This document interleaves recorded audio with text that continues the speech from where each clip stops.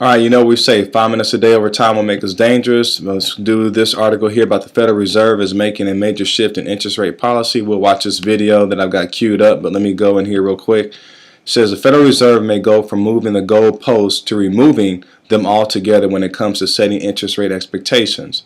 Those goalposts have come in the form of economic numbers, more specifically 6% unemployment and 2% inflation. That, if hit, would trigger the interest rate increases, which they've been talking about. So let's see what this video is talking about.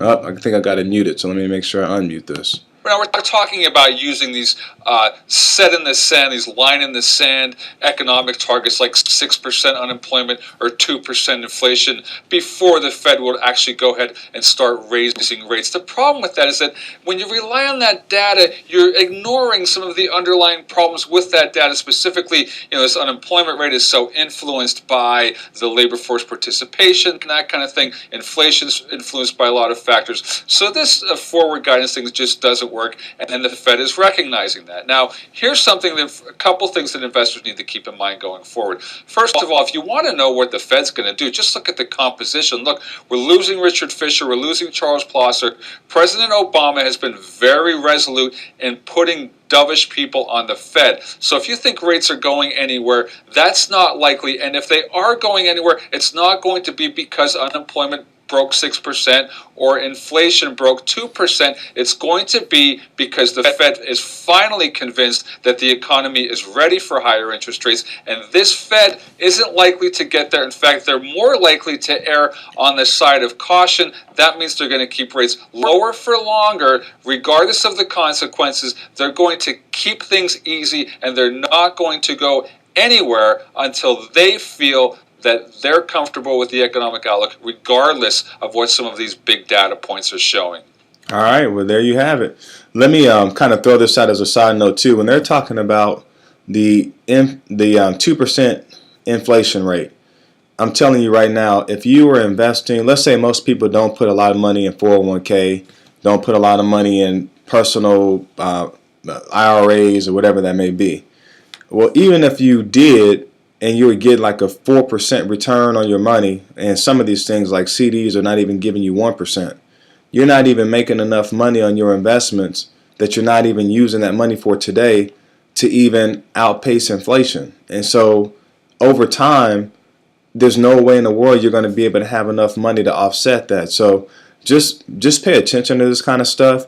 And I mean, for me, from my own personal experience, I'm learning the importance of getting out of debt, because if you can't make enough money from your investments to offset this inflation, be it wherever you're putting your money, you want to make sure you've got the least amount of debt when you go into retirement as possible, so you don't need a big return on your money to be able to sustain your lifestyle. That may seem very crazy what I just told you, but for those people that understand how to look at your own personal economy and how to make sure you're monitoring your own personal economy the best way, sometimes it's better to play defense instead of trying to out-earn a 2% inflationary factor. So I'm just throwing that out. That may not make any sense to you, but if it did, great. I'm going to move over to the pre-markets,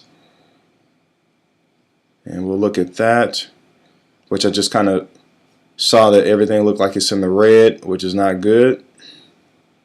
And then I'll go over to my little simulation. So down 10%.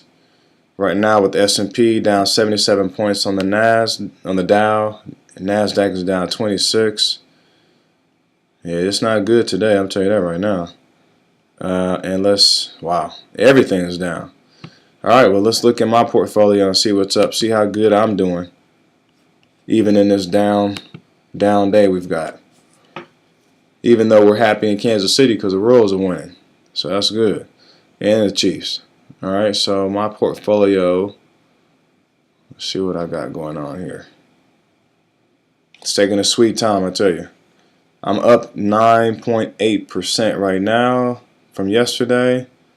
And if this thing would hurry up and refresh, I will tell you where I'm at today. I'm going to actually pause this video real quick just because this thing's taking forever, and then, oh, here it comes. Oh, wow. I just went down.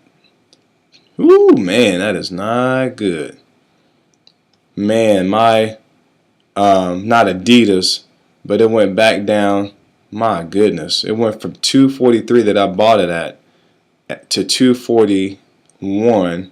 I was up yesterday almost, I don't know, maybe $1,600, and then I just went down $300. So I lost like $1,900 in a day. That is not good. That is definitely not good. Let me pop that out real quick. That is definitely not good. And what am I doing with my Procter & Gamble? Where is my Procter & Gamble at? Oh wow, I lost money on that too.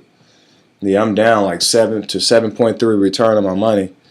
All right, I'm gonna actually double up on this one too, but I'm gonna double because if I can get this to 241, I may be able to come out even more here. I'm gonna get aggressive, maybe stupid, but I'm gonna go a little bit more aggressive on this. Have a great day. 5 minutes a day over time will make you dangerous.